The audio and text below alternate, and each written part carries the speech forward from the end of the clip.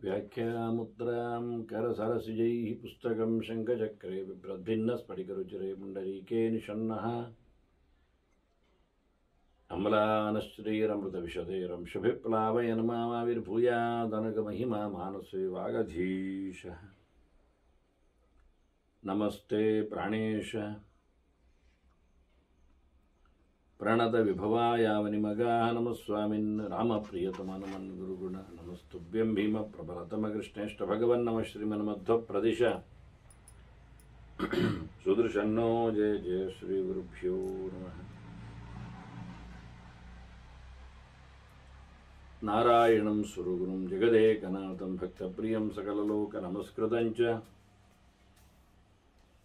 त्रैगुण्यवर्जितमजं विभुमाद्यमीशं वन्दे भवग्गणम् अमरासुरसिद्धवन्द्यं नारायणं नमस्कृत्य नरं चैव नरोत्तमं देवीं सरस्वतीं व्यासं ततो जयमुदीरे। ವೇದವ್ಯಾಸರ ಮಹಾಭಾರತದ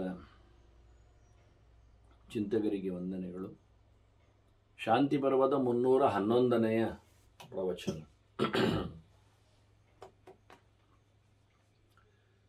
ಧರ್ಮರಾಜನಿಗೆ ಮೋಕ್ಷ ಧರ್ಮದ ಅನೇಕ ಚಿಂತನೆಗಳನ್ನು ಭೀಷ್ಮರು ನೀಡುತ್ತಾ ಇದ್ದಾರೆ. ಬಹಳ ವಿಸ್ತಾರವಾದಂತಹ ಉಪದೇಶದ ಪರ್ವ ಅದು. ಅವಾಂತರ ಪರ್ವಗಳಲ್ಲಿ ಮೋಕ್ಷ ಧರ್ಮ ಪರ್ವ. ಇಲ್ಲಿ ಸಂಸಾರದಲ್ಲೇ ಒಂದು ವಿರಕ್ತಿಯ ಮುಖದ ಚಿಂತನೆ ಇದೆ ಅಂತ ಧರ್ಮರಾಜ ಜಿಜ್ಞಾಸೆಗೆ ಒಳಗಾದಾಗ ಭೀಷ್ಮರು ಶ್ವೇತಕೇತುವಿನ ಮದುವೆ ವೃತ್ತಾಂತವನ್ನು ಚಿಂತನೆಗೆ ತಂದರು. ದೇವರ ಋಷಿಯ ಮಗಳು ಸುವರ್ಚಲೆ, ಅವಳು ಕುರುಡನಾದ ಗಂಡ ತನಗೆ ಬೇಕೆಂದ ನೆಲೆಯಲ್ಲಿ ಶ್ವೇತಕೇತು ನಾನಿದ್ದೇನೆ ಅಂತ ಬಂದಿದ್ದಾನೆ. ಹೀಗಾಗಿ ಶ್ವೇತಕೇತುವಿಗೆ ಎಲ್ಲರೆದುರು ಮುನೀನಾಂ ಅಗ್ರತಃ ಎಲ್ಲರೆದುರು ಮದುವೆಯನ್ನು ದೇವಲ ಋಷಿ ವಿದ್ಯುಕ್ತವಾಗಿ ನಡೆಸಿಕೊಟ್ಟಿದ್ದಾನೆ. ಅದೇ ನಂದು ವಿಧಿ ಅನ್ನೋದರೆಡೆಗೆ ಒಂದು ವಿಷಯದಲ್ಲಿ ಫೋಕಸ್ ಮಾಡಿದ್ದಾರೆ. ಇಲ್ಲಿ ಅದನ್ನು ಭೀಷ್ಮರು ಹೈಲೈಟ್ ಮಾಡಿದ್ದಾರೆ. ಅಂದರೆ ನಾವು ಜನಮೇಜಯ ಕತೆ ಕೇಳುವಾಗ ವೈಶಂಪಾಯನರಿಂದ ಆ ಸಂಗತಿಯನ್ನು ತಿಳ್ಕೊಂಡಿದ್ದಾನೆ. ಮುಂದಕ್ಕದು ನಮಗೆ ಸೂತ್ರ ಹೇಳಿದಂತೆ ಶೌನಕದಲ್ಲಿ ಅದು ಬಿತ್ತರಗೊಂಡಿದೆ. ಅಂದರೆ ಮದುವೆಯಲ್ಲಿ ಏನಿರ್ತದೆ? ಕನ್ಯೆಯ ದಾನ ವಿಷಯವಾಗಿ ಇಷ್ಟೇ ಪ್ರಧಾನವಾಗಿ. ಮುಂದೆ ಸೃಷ್ಟಿಯ ಪ್ರಪಂಚದ ಬಿತ್ತರಕ್ಕಾಗಿ ಗಂಡು ಮದುವೆ ಆಗ್ತಾನೆ ಅಂದಾಗ ಹೆಣ್ಣನ್ನು ಅವನಿಗೆ ದಾನ ಮಾಡಿಕೊಡುವ ಪ್ರಕರಣ. ಟೋಟಲಿ ವಿವಾಹದ ಸೈದ್ಧಾಂತಿಕವಾದ ಚಿಂತನೆ, ವೈದಿಕವಾದ ಹಿನ್ನೆಲೆ, ಸಹಜವಾಗಿ ಇರುವಿಕೆ. ಹಾಗಾಗಿ ದಾನವನ್ನು ಕೊಡುವಾಗ ಕನ್ಯೆಯನ್ನು ಯಾವುದೇ ಪದಾರ್ಥ ಇರಲಿ, ಯಾರಿಗಾದರೂ ದಾನ ಕೊಡುವಾಗ ಅದರ ಹಿನ್ನೆಲೆ ಹೇಗಿರ್ತದೆ, ಆ ವ್ಯಕ್ತಿಯ ಬಗ್ಗೆ ಆತನಿಗೆ ಎಂತಹ ಗೌರವ ಇರ್ತದೆ ಅದನ್ನು ಗಮನಿಸಬೇಕಾಗ್ತದೆ. ಯಜ್ಞ, ದಾನ, ತಪಸ್ಸು ಇದು 3 ಸಹ ಪ್ರಶಸ್ತವಾದ ಕರ್ಮಗಳು ಅಂತ ಕೃಷ್ಣನೇ ಅದನ್ನು ವೈದಿಕವಾಗಿದೆ ಅಂತ ತಿಳಿಸಿಕೊಡ್ತಾನೆ. ವೇದವು ಅದನ್ನು ಎತ್ತಿ ಹಿಡಿದಿದೆ. ಯಜ್ಞೇನ ದಾನೇನ ತಪಸಾ ನಾಶಕೇನ ಅಂತ ಹೇಳಿಕೊಂಡು. ಹಾಗಾದರೆ ದಾನದ ಮಹತ್ವ ಏನು? ಯಜ್ಞದ ಜೊತೆಯಲ್ಲಿ ಬಂದಾಗ, ತಪಸ್ಸಿನ ಹತ್ತಿರ ಕೂತಾಗ, ತಪಸ್ಸು ಯಾರ ಉದ್ದೇಶದಲ್ಲಿ ತಪಸ್ಸು, ಯಾರ ತಪಸ್ಸು, ಏನು ತಪಸ್ಸು, ಹೇಗಿರುತ್ತದೆ? ದೈತ್ಯರ ತಪಸ್ಸ ಇದು ಅಲ್ಲ ತಾನೆ? ದುಷ್ಟ ವಿಷಯಕವಾದ ತಪಸ್ಸ ಅಲ್ಲವಲ್ಲ? ಅದು ಉದ್ಧಾರಕ್ಕೆ ಆಗ್ತದ? ಲೋಕೋದ್ಧಾರಕ್ಕೆ ಆಗ್ತದ? ಸ್ವಂತಕ್ಕೆ ಲಾಭಕ್ಕೆ ಆಗ್ತದ? ಹಾಗೆ ಯಜ್ಞ ಅಂದ್ರೇನು? ಸಮಾರಾಧನೆ, ಪೂಜೆ. ಯಾರದ್ದು?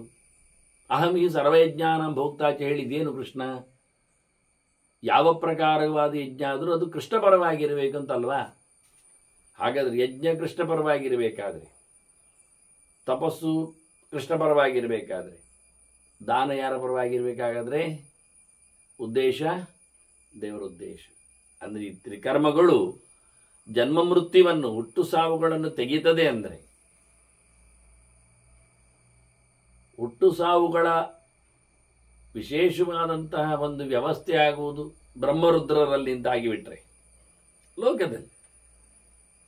ಹಾಗಾಗಿ ನಾವು ಸಾವು ಗೆಲ್ತೇವೆ ಅಂತೇಳಿ ಇನ್ನು ಸಾಯದಂತೆ ಆಗ್ತೇವೆ ಹೇಳಿ ಮೃತ್ಯುಂಜಯನಿಂದ ಚಿರಂಜೀವಿತನ ಪಡೆದ್ರೆ ಪ್ರಯೋಜನ ಏನಾಗ್ತದೆ? ಅವನು ಒಂದಿನ ಸಾಯ್ತಾನಲ್ಲ. ಈ ಮಾಯಾವಿಯ ಮಾಯೆಗಳು ಯಾವಾಗ ಕೊನೆ ಆಗ್ತದೆ ಅಂದರೆ ಆ ಮಾಯಾವಿ ಸತ್ತರೆ ಆ ಮಾಯೆಗಳಿಲ್ಲ ಆಗ್ತದೆ. ಯಾರೋ ಒಂದು 100 ಗಟ್ಟಲೆ ಪ್ರೇತಗಳನ್ನು ಸೃಷ್ಟಿ ಮಾಡಿದಿಟ್ಟುಕೊಳ್ಳುವ ದುಷ್ಟಶಕ್ತಿಗಳನ್ನು, ಆದರೆ ಅವನು ಸತ್ತುವಿದ್ರೆ ಆ ಶಕ್ತಿಗಳೆಲ್ಲ ಹುಡುಗಿ ಹೋಗ್ತಾರೆ. ಆದ್ದರಿಂದ ರುದ್ರದೇವರೇ ಸಂಹಾರಗೊಳ್ಳುವಾಗ ಈ ಚಿರಂಜೀವಿಗಳ ಕಥೆ ಏನು? ಒಂದು ಅರ್ಥದಲ್ಲಿ. ಇನ್ನೊಂದು, ಸೃಷ್ಟಿ ಮಾಡುವವ ಚತುರ್ಮುಖ, ಅವನು ಸೃಷ್ಟಿ ಮಾಡ್ತಾ ಇರ್ತಾನೆ. ಹಾಗೆ ನಾವು ಸೃಷ್ಟಿಗಾಗಿ ಸೃಷ್ಟಿ ಇನ್ನು ಬರಬಾರದು ಅಂತಾದರೆ ಬ್ರಹ್ಮನಲ್ಲಿ ಕೇಳಿಕೊಳ್ಳಿಕ್ಕೆ ಬರ್ತದೆ. ಸೃಷ್ಟಿ ಮಾಡುವ ಅವನು ಅಂದು ಹುಟ್ಟದಂತೆ ಸಾಯದಂತೆ ಮಾಡಿಕೊಳ್ಳಿಕ್ಕೆ ಅವರನ್ನು ಕೇಳಿಕೊಂಡು ಸಿಕ್ಕಿ ಬೀಳುತ್ತೇವೆ ನಾವು. ಬ್ರಹ್ಮನು ಸೃಷ್ಟಿಯಲ್ಲಿ ಬಂದವ, ಅವನು ಬ್ರಹ್ಮಾಂಡದ ಕಡೆಯಲ್ಲಿ ಹೊರಟೋಗುವ, ಅವನನ್ನು ನಂಬಿಟ್ಟು ಹೋಗ್ತಾನೆ, ಸೃಷ್ಟಿ ಮಾಡಿದ್ದಾನಲ್ಲ ಅಂತೇಳಿ. ಆದ್ದರಿಂದ ಈ ಸೃಷ್ಟಿ ಸಂಹಾರಗಳಿಗೆ ಆಚೆ ನಿಂತ ನಿರಂತರ ಬ್ರಹ್ಮಾಂಡದ ಸೃಷ್ಟಿ ಮಾಡಿ ಸಂಹಾರ ಮಾಡುವ ಪಾಲಕನಾದ ನಾರಾಯಣನನ್ನು ಮಾತಾಡಿಸಬೇಕು. ಅದರಿಂದ ಯಜ್ಞೇನ ದಾನೇನ ತಪಸ ಅಂತೇಳಿ ತ್ರಿಕರ್ಮ ಕರ್ತಾರತಿ ಜನ್ಮ ಮೃತ್ಯು ಅಂತೇಳಿ ಹುಟ್ಟು ಸಾವುಗಳನ್ನು ದಾಟ್ಲಿಕ್ಕಿರುವಂಥದ್ದು ಈ ತ್ರಿಕರ್ಮಗಳು, ತ್ರಿವರ್ಗಗಳು. ಹಾಗಿರುವಾಗ ದಾನ ಅನ್ನುವಲ್ಲಿ ದೇವರು ಇದ್ದಾರೆ.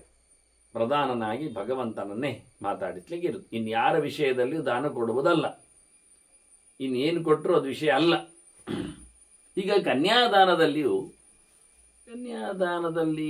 ಹೌದು, ಯಾವುದೇ ಪದಾರ್ಥ ದಾನ ಕೊಡುವಾಗ ನೀವೇನು ಮಾಡ್ತೀರಿ? ಬ್ರಾಹ್ಮಣನಲ್ಲಿ ಭಗವಂತನನ್ನು ನೋಡಿಕೊಳ್ತೀರಿ. ಕೃಷ್ಣರು ಹೇಳಿದಾಗೆ ಸೂರ್ಯೋಗ್ನಿ ಬ್ರಾಹ್ಮಣೋಗಾಮಹ ಅಂತೇಳಿ ತನ್ನ ಪ್ರತೀಕ ಅಂತ. ಅದು ಈಗ ವರಮಹಾಶಯ ಒಂದು ಬ್ರಾಹ್ಮಣ, ಒಂದು ಪ್ರತೀಕ, ಅವನೀಗ ದಾನ ಮಾಡಲಿಕ್ಕೆ ಉಂಟು ಅಂದಾಗ ಇದೇ ಪ್ರಧಾನವಾದ ವಿಷಯ ಅಂತ ಹೇಳಿಕೊಂಡು ಅದನ್ನು ಇಲ್ಲಿ ಹೈಲೈಟ್ ಮಾಡಿದ್ದಾರೆ. ಈ ಭಗವಂತನು ಈ ವ್ಯಕ್ತಿಯಲ್ಲಿ ನೆಲೆಗೊಂಡಿದ್ದಾನೆ, ಈ ವ್ಯಕ್ತಿಯಲ್ಲಿ ನೆಲೆಗೊಂಡ ಭಗವಂತನಿಗೆ ನನ್ನ ಕನ್ಯೆಯನ್ನು ದಾನ ಮಾಡ್ತಾ ಇದ್ದೇನೆ. ಹಾಗಾಗಿ ಸಾಮಾನ್ಯವಾದ ಲೋಕದಲ್ಲಿ ಕಾರಿಕೆಯಲ್ಲಿ ಮದುವೆಯಲ್ಲಿ ನಾರಾಯಣ ಸ್ವರೂಪಾಯ ಲಕ್ಷ್ಮೀ ಸ್ವರೂಪಾಂ ಹೇಳಿಕೊಂಡು ಹೇಳುತ್ತಾರೆ. ನಾರಾಯಣ ಸ್ವರೂಪನಾದ ವರನಿಗೆ ನಾರಾಯಣ ಸ್ವರೂಪಾಯ ವರಾಯ ಲಕ್ಷ್ಮೀ ಸ್ವರೂಪಾಂ ಕನ್ಯಾಂ ಹೇಳಿಕೊಂಡು ಸಾಮಾನ್ಯವಾಗಿ ಲೋಕದಲ್ಲಿ ಅದನ್ನು ಇಟ್ಟುಕೊಂಡಿದ್ದಾರೆ.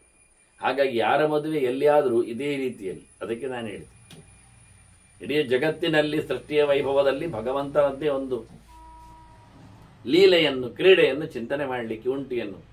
ಅದನ್ನು ನಾನು ದೇವರನ್ನು ಒಪ್ಪುವುದಿಲ್ಲ, ನಾನು ನಾರಾಯಣ ಹೇಳುವುದಿಲ್ಲ, ನನಗೆ ವಿಷ್ಣು ಆಗುವುದಿಲ್ಲ ಅಂತ ಹೇಳಿಕೊಳ್ಳುವವರಿಗೆ ಈ ಮದುವೆ ಇಲ್ಲ, ಅದು ಮದುವೆ ಸರಿ ಕಟ್ಟಿಲ್ಲ, ಅಂದರೆ ವ್ಯವಸ್ಥೆ ಇಲ್ಲ ಸರಿ ಇಂದ ಅರ್ಥ. ಮತ್ತೆಂತ ಸುಮ್ಮನೆ ಗಲಾಟೆ ಮಾತ್ರ ಮಾಡುವುದು.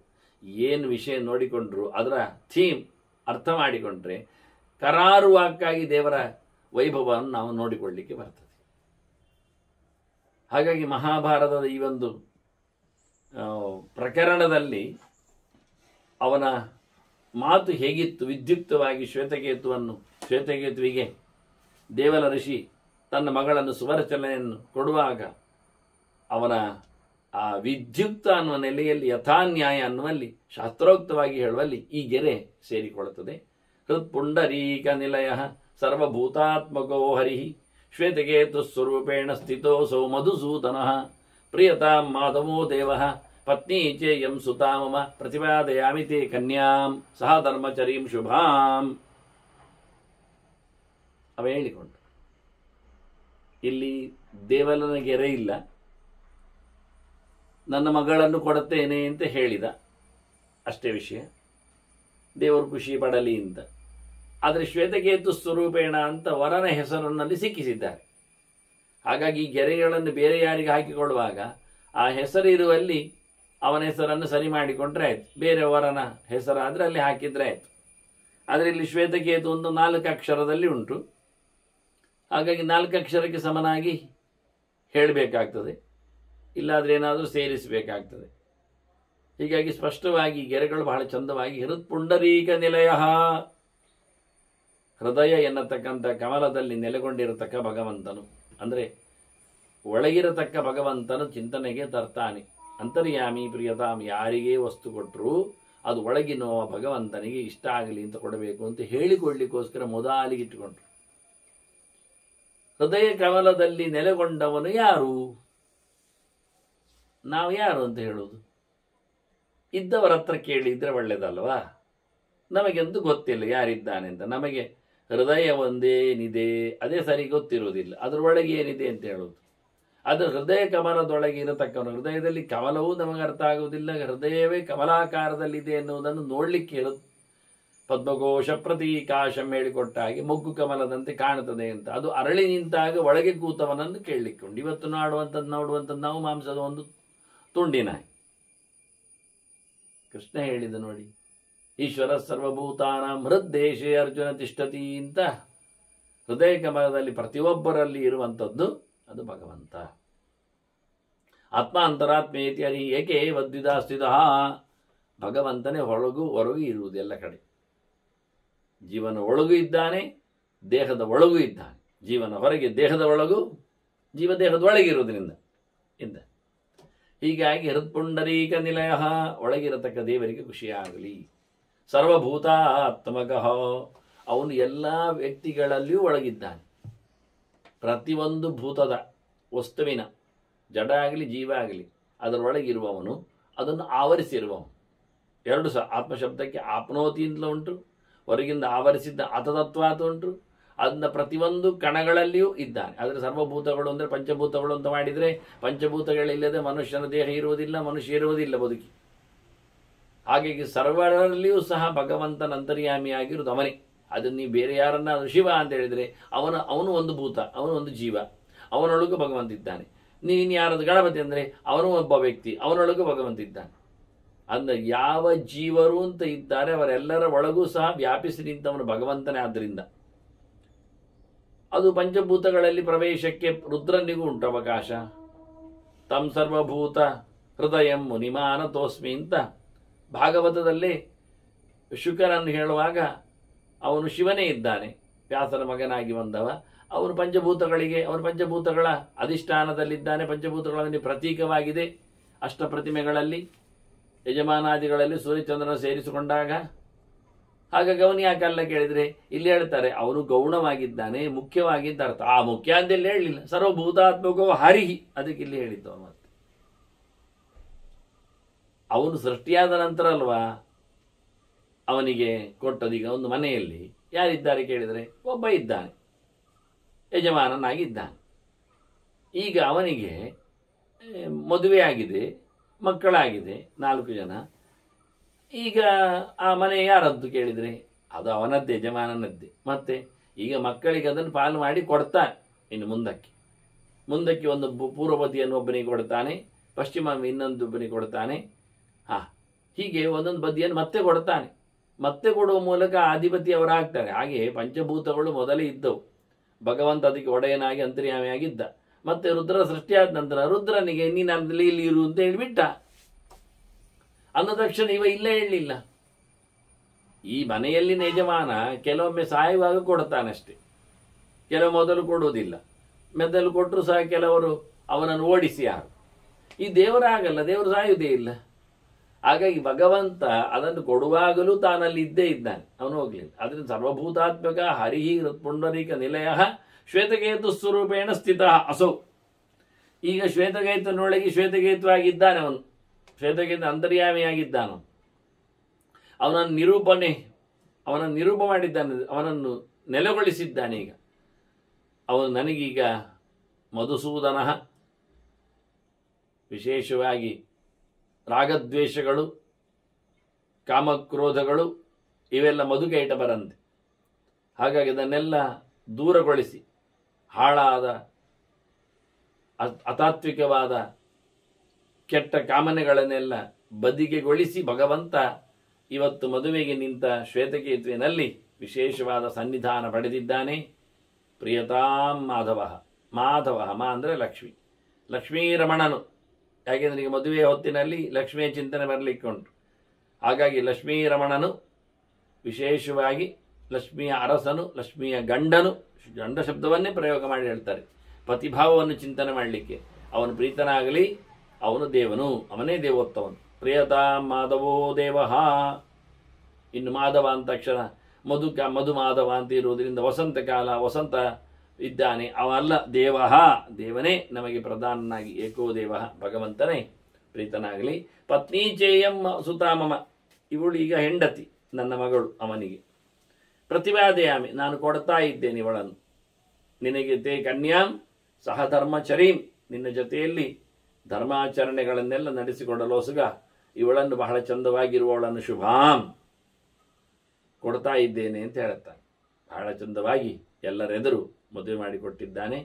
ಅವನು ಚಂದವಾಗಿ ಮದುವೆ ಆಗಿದ್ದಾನೆ. ಉಪಯಮ್ಯ ಯಥಾನ್ಯಾಯಂ, ಏನು ಬೇಕು ಹಾಗೆ, ಅತ್ರಕೃತ್ವ ಯಥಾವಿಧಿ, ಇಲ್ಲಿ ಏನು ಬೇಕಾದರೆ ಮಾಡಲಿಕ್ಕುಂಟು, ವಿದ್ಯುಕ್ತವಾಗಿ ಎಲ್ಲ ಕೆಲಸಗಳನ್ನು ನಡೆಸಿ ಮದುವೆಯನ್ನಾಗಿಸಿಕೊಂಡು, ಅಂದರೆ ಅಗ್ನಿ ಆಧಾನಾದಿಗಳನ್ನೆಲ್ಲ ಮಾಡಿಕೊಳ್ಳುವ ಮೂಲಕ ಭೋಜನಾದಿಗಳ ನೆಲೆಯಲ್ಲಿ ವಿಶೇಷವಾಗಿ ಮದುವೆಗಳ ಕಾರ್ಯಕ್ರಮ ಮುಗಿಸಿ ಸಮಾಪ್ಯ ತಂತ್ರಂ ಮುನಿವಿಹಿ ವೈವಾಹಿಕವನೋತ್ತಮಂ, ತಾಂತ್ರಿಕವಾದ ಪ್ರಕ್ರಿಯೆಗಳೇ ಹೆಚ್ಚಿರುವಂಥದ್ದು ಮಂತ್ರದ ಜೊತೆಯಲ್ಲಿ. ಅದನ್ನೆಲ್ಲ ಚೆನ್ನಾಗಿ ಹಾಗೆ ಮಾಡಲಿಕ್ಕೆಲ್ಲ ಉಂಟು. ವಿವಾಹ ಅಂದರೆ ವಿಶೇಷವಾಗಿ ವಹಿಸಿಕೊಳ್ಳುವಂಥದ್ದು ಕಾರ್ಯಭಾರಗಳನ್ನು. ಅವನಿಗೆ ಮುಂದೆ ಆಶ್ರಮದಲ್ಲಿ, ಗಾರಸ್ಥ್ಯದಲ್ಲಿ ಇನ್ನು ಉಳಿದ ಆಶ್ರಮಗಳನ್ನು ಸಾಕುವ, ಸಲಹುವ, ನೇರ್ಪುಗೊಳಿಸುವ ಜವಾಬ್ದಾರಿಗಳೆಲ್ಲ ಉಂಟು. ಅದರಿಂದ ವಿವಾಹ ಅಂದರೆ ಹಾಗೆ ವಿಶಿಷ್ಟವಾದಂತಹ ಒಂದು ಜವಾಬ್ದಾರಿ ವಹನ. ಬ್ರಹ್ಮಚಾರಿಗಳನ್ನು ನೋಡಿಕೊಳ್ಳಿಕ್ಕಿರ್ತದೆ, ಅವರಿಗೆ ಭಿಕ್ಷೆಗಳನ್ನು ಕೊಡಲಿಕ್ಕಿರ್ತದೆ, ಸನ್ಯಾಸಿಗಳನ್ನು ನೋಡಿಕೊಳ್ಳಿಕ್ಕಾಗ್ತದೆ, ಇನ್ನಿತರ ಗೃಹಸ್ಥರನ್ನು ಸಹ ನೋಡಿಕೊಳ್ಳಲಿಕ್ಕೆ ಬರ್ತದೆ, ಸಮಾಜವನ್ನು ನೇರ್ಪುಗೊಳಿಸಲಿಕ್ಕೆ ಉಂಟು. ಆದ್ದರಿಂದ ದೊಡ್ಡ ಮಟ್ಟಿನ ಭಾರವನ್ನು ವಹಿಸಿಕೊಂಡ. ಆ ನಂತರ ಶ್ವೇತಕೇತು ಹೇಳ್ತಾನೆ, ಮದುವೆ ಆದ ಬಳಿಕ ಮಡದೆ ಹತ್ರ ಹೇಗಿರಬೇಕು ಅಂತ ಹೇಳಲಿಕ್ಕೋಸ್ಕರ ಒಂದು ಕಿವಿ ಮಾತು ಅಂತ ಹೇಳುವ ಹಾಗೆ, ಯಾನಿಚ್ಚೋಕ್ತಾನಿ ವೇದೇಶು ತತ್ಸರ್ವಂ ಕುರು ಶೋಭನೆ. ನೀನು ಒಳ್ಳೆಯವಳಿದ್ದಿ, ನಿನಗೆ ಗೊತ್ತಿದೆ ವೇದದಲ್ಲಿ ಏನೆಲ್ಲ ಹೇಳಿದ್ದಾರೆ ಅದನ್ನೆಲ್ಲ ನಡೆಸು. ವೇದಶಾಸ್ತ್ರಗಳಲ್ಲೆಲ್ಲ ತಿಳಿಸಿಕೊಟ್ಟಂತೆ. ಇವ ವೇದೇಶು ಅಂತಲೇ ಸ್ಪಷ್ಟ ಹೇಳುತ್ತಾನೆ. ನಾನು ವೇದ ಓದಲಿಲ್ಲ ಅಂತ ಮಂಡೆ ಮೇಲೆ ಮಾಡಲಿಲ್ಲ, ಅವಳು ಮಾಡುವುದು ಇಲ್ಲ. ವೇದಗಳು ಅಂದರೆ ಅವಳಿಗೆ ಯಾವುದನ್ನು ವೇದಗಳಾಗಿ ಕೊಟ್ಟಿದ್ದಾರೋ ಅದರಲ್ಲಿಂದ ಮಾಡಿಕೊಂಡ್ರೆ ಇನ್ನೂ ತಪ್ಪೇನಾಗುವುದಿಲ್ಲ. ಹಾಗಾಗಿ ಪುರಾಣಗಳು, ಇತಿಹಾಸಗಳು, ಪಂಚರಾತ್ರಗಳು ಯಾವ ನೆಲೆಯಲ್ಲಿ ಪತಿವ್ರತಾ ಧರ್ಮವನ್ನು ಹೇಳಿವೆ ಅದನ್ನು ನಡೆಸಿಕೊ. ಓದಿ ಬಂದಿದ್ದಾಳೆ ಅಂತ ಆಯಿತು, ತಿಳ್ಕೊಂಡಿದ್ದಾಳೆ ಅಂತ ಎನ್ನುವುದು ಅರ್ಥ ಗೊತ್ತಿದೆ. ಇವೆಲ್ಲ ಇರುವುದು ಸಂಸ್ಕೃತಗಳೇ ಹೊತ್ತೆಗಳು, ಅವರನ್ನು ಯಾರು ಟ್ರಾನ್ಸ್ಲೇಟ್ ಮಾಡಿ ಯಾರು ಕೊಟ್ಟದ್ದಿಲ್ಲ, ಹೇಳಿದ್ದಲ್ಲ. ಅದನ್ನು ನೆನಪಿಟ್ಟುಕೊಳ್ಳಿ. ಹೇಗೆಲ್ಲ ಒಂದೊಂದು ಸಣ್ಣ ಸಣ್ಣ ಕಥೆಗಳಲ್ಲಿಯೂ ಹೆಂಗಸರೆಲ್ಲ ಓದಿದ್ದಾರೆ ಇಲ್ಲವೋ ಎನ್ನುವುದು ಅರ್ಥ ಆಗ್ತದೆ. ನಾವು ಓದಬೇಕು ಬೇಡವೋ ಅಂತ ಗಟ್ಟಿ ಮಾಡಿಕೊಳ್ಳಲಿಕ್ಕೆ ಬರ್ತದೆ. ಇನ್ನು ಪುನಃ ದೊಣ್ಣೆರಾಯರ ಆದೇಶದಂತೆ ಇನ್ಯಾರೋ ಹೇಳಿಕೊಟ್ಟ ಹಾಗೆ ನಾವು ಓದುವುದಿಲ್ಲ, ಅದು ಕೂತ್ರೆ ಕೂತ್ಕೊಳ್ಳಿ, ಹಾಗೆ ಕೂತ್ಕೊಳ್ಳಿ. ನಿಮ್ಮ ಧ್ವಜ ಇನ್ನು ಶ್ವೇತ ಆಗುವುದೇ ಇಲ್ಲ, ನಿಮ್ಗೆ ಯಾರು ಸಿಗುವುದೇ ಇಲ್ಲ ಅಂಥವರು. ನಿಮಗೆ ಇದೆಂಥದ್ದು ತಾಮಸವಾದ ಕೇತುಗಳಲ್ಲಿ, ರಾಜಸವಾದ ಧ್ವಜಗಳಲ್ಲಿ ನೀವು ಬದುಕಬೇಕಾಗತ್ತೆ. ಅದನ್ನ ಬಹಳ ಸ್ಪಷ್ಟವಾಗಿ ಅವನು ಹೇಳಿದ, ಶಾಸ್ತ್ರದಲ್ಲಿ ಹೇಳಿದಂತೆ ನಡೆಸಿಕೊ. ಮಯಾ ಸಹ ಯಥಾನ್ಯಾಯಂ, ನಾನು ಇದ್ದೇನೆ, ನನ್ನ ಜೊತೆಯಲ್ಲಿ ಹೇಗಿರಬೇಕು ಹಾಗೆ ಶಾಸ್ತ್ರ ಹೇಳಿದಂತೆ ನೀನು ಎಲ್ಲ ಕೆಲಸಗಳನ್ನು ಮಾಡ್ತಾ ಬರಬೇಕು. ಅದು ಹೇಗೆ ಕೇಳಿದರೆ, ನನಗೆ ಮೊದಲೆಲ್ಲ ಮಂಡೆ ಜೋರಿತ್ತು, ನಾನು ಕಲಿತು ಬರುವಾಗೆಲ್ಲ ನಾನೇ ಅಂತ ತಿಳ್ಕೊಂಡಿದ್ದೆ. ಮತ್ತು ನನಗೆ ಅಪ್ಪನ ಉಪದೇಶದಿಂದ ಚೆನ್ನಾಗಿ ಅರ್ಥ ಆಗಿತ್ತು. ಅದೇ ಶ್ವೇತಕೇತು ಸ್ತಬ್ಧ ಏಯಾಯ ಅಂತ ಅವನು ಸ್ವಲ್ಪ ತಡವಾಗಿ ಶಾಲೆಗೆ ಹೋದತ್ತು. ಎಲ್ಲರೂ ಬೇಗ ಹೋಗ್ತಾರೆ, ಇವ ತಡ ಹೋಗಿದ್ದ. ತಡ ಹೋಗಿ ಮತ್ತೆ ಜಾಸ್ತಿ ಕಲಿತಿದ್ದಾನೆ ಅಂತ ಇಟ್ಕೊಳ್ಳಿ.